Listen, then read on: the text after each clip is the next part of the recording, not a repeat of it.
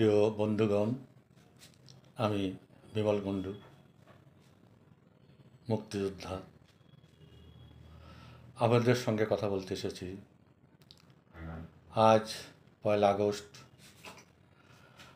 August মাসেই মানেই শোকাবহ গভীর দুঃখের মাস। এই মাসেই বাংলাদেশের স্থপতি জাতির পিতা বঙ্গবন্ধুকে 15 আগস্ট পাকিস্তানের মদতপুষ্ট জামাত রাজাকারের মদতপুষ্ট একদল বিপদগামী সেনা সপরিবারে জাতির জনক বঙ্গবন্ধু শেখ মুজিবকে হত্যা করে। সেই থেকে আমরা যারা মুক্তিযুদ্ধের চেতনায় বিশ্বাসী, এই মাসটি এলেই আমাদের নয়ন ভরে ওঠে অশ্রু জলে, বুকের মধ্যে শুরু হয় দহন। এই আগস্টের প্রথম দিনে দাঁড়িয়ে আমি অশ্রু সজল নয়নে প্রার্থনা করি বাংলাদেশের স্থপতি জাতির পিতাকে, এই মহান সন্তানকে যেন ঈশ্বর সর্বোচ্চ ধামে স্থান দেন।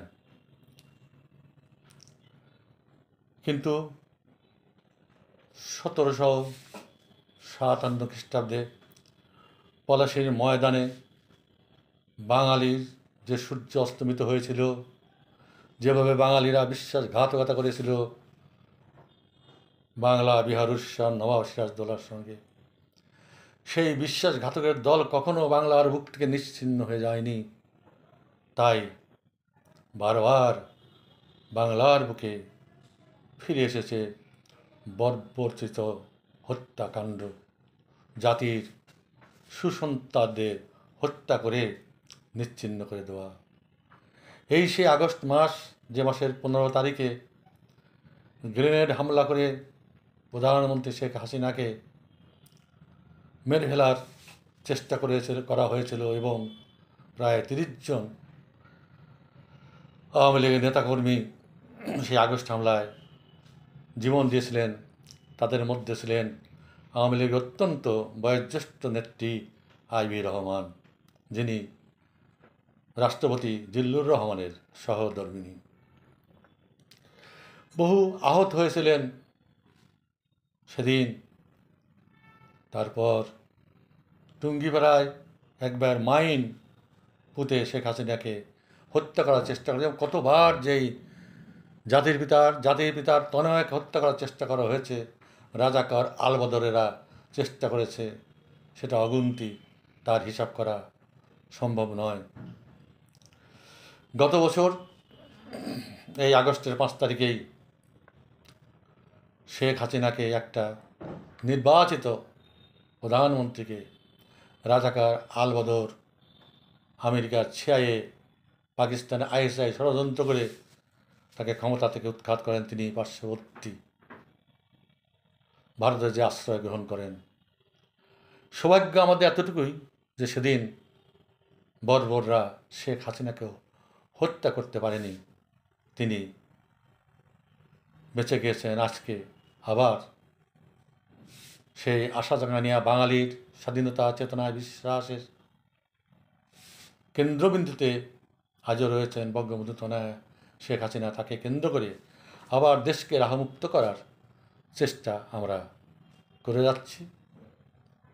বন্ধুগণ, এই আগস্টের যে ব্যথা, সেই ব্যথার কথা, সেই ব্যথার যন্ত্রণা তারাই বুঝবে যারা বাংলাদেশের স্বাধীনতা চেতনা বিশ্বাসী, যারা বঙ্গবন্ধুকে দেখেছেন, যারা সেই জাতির পিতা মহীরুহ বট বৃক্ষকে যারা দেখেছেন, তাদের হৃদয়ে তো ক্রমাগত রক্তক্ষরণ হয়ে যাবে। এর থেকে আমাদের কোনো মুক্তি নাই। আমরা যারা সেদিন স্বাধীনতা যুদ্ধে যোগ দিয়েছিলাম, বন্ধুগণ, 26শে মার্চের কালো রাত্রে জগন্নাথ হলে আমি ভাগ্যক্রমে ছিলাম না, এই জন্য বেঁচে যাই। সেদিনই পাক হানাদার বাহিনী জগন্নাথ হল police line, PDR EPR line ধ্বংস করে শত শত লোককে হত্যা করে আমাদের মহান শিক্ষক, সারা বিশ্বের তৎকালীন সময়ে জীবিত আন্তর্জাতিক খ্যাতিসম্পন্ন দার্শনিক যক্ষর ঋষিদেব, যিনি আমার শিক্ষক ছিলেন, তাকে হত্যা করে। অগণিত মানুষকে, অগণিত বুদ্ধিজীবীকে হত্যা করে। ওই দিন রাতে আমি জাতীয় অধ্যাপক আব্দুর রাজ্জাক সাহেবের বাসায় আমি তার ভাইবোকে পড়াতাম, সেখানে ছিলাম।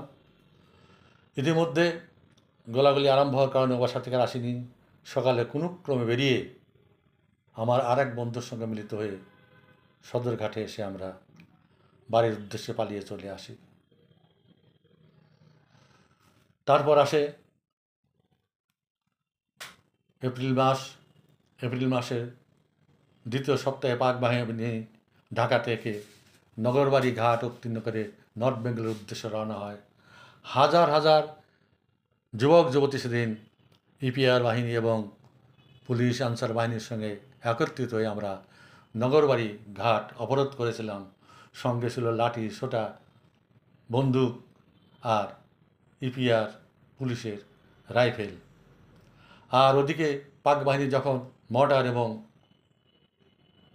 এলএমজি মেশিন গান হামলা শুরু করে, তাদের সেই তুখোর আক্রমণের মুখে টিকতে না পেরে বিডিআর পুলিশ ছিন্ন বিচ্ছিন্ন হয়ে যায়।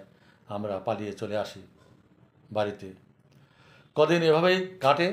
তারপর মে মাসের 12 তারিখে আমার এলাকায় এক ভয়াবহ আক্রমণ করে পাক বাহিনী রাজাকারদের সহায়তায়। সেদিন সুজানগর থেকে আরম্ভ করে গোপিনপুর পর্যন্ত পাক বাহিনী মাত্র 2 ঘন্টার মধ্যে 1200 লোককে হত্যা করে, অগণিত নারীকে ধর্ষণ করে, বহু লোক আহত হয়। কোনো রকমভাবে বিলের মধ্যে গিয়ে বেঁচেছিলাম। তারপর ওই দিনকে মধ্যরাতে আমি নদী পার, পদ্মা পার হয়ে পাংশা চলে আসি। সেখান থেকে 2 দিন পরে আরও কয়েকটি ছেলেকে নিয়ে রওনা হই ভারতের উদ্দেশ্যে পায়ে হেঁটে। অবিরত 3 দিন 3 রাত পায়ে হেঁটে পৌঁছি কেন্দুয়া মুক্তিযোদ্ধা ট্রেনিং ক্যাম্পে এবং সেখানে যোগদান করি মুক্তিযুদ্ধে। বন্ধুগণ, সেই মুক্তিযুদ্ধের ইতিহাস আজকে বলতে বসেছি। আজকে আগস্ট নিয়ে, আগস্টের ব্যথাতুর হৃদয় নিয়ে আজকে আগস্টে সপরিবারে নিহত জাতির পিতার প্রতি শ্রদ্ধা নিবেদন, তার পরিবারের সদস্যদের প্রতি শ্রদ্ধা নিবেদন করার জন্য এখানে ভিডিও করতে এসেছি। বন্ধুগণ, স্বাধীনতা চেতনা বিশ্বাসী মুক্তিকামী মানুষ, আওয়ামী লীগের লক্ষ লক্ষ নেতাকর্মী, ছাত্রলীগের লক্ষ লক্ষ নেতাকর্মী এবং জীবিত মুক্তিযোদ্ধা ভাইয়েরা এবং মুক্তিযোদ্ধার প্রজন্ম যারা আছেন, তাদের কাছে আমার বিনীত অনুরোধ, আসুন আমরা আবার দলবদ্ধ হয়ে এই রাহুর অবৈধ ইউনূস সরকার এবং তার জঙ্গি সাঙ্গপাঙ্গদের দেশ থেকে উৎখাত করে আবার দেশকে মুক্ত করি, আবার গণতন্ত্র প্রতিষ্ঠা করি এবং নেত্রীকে দেশে ফিরিয়ে এনে তার হাতে বাংলাদেশ পরিচালনার ভার অর্পণ করি।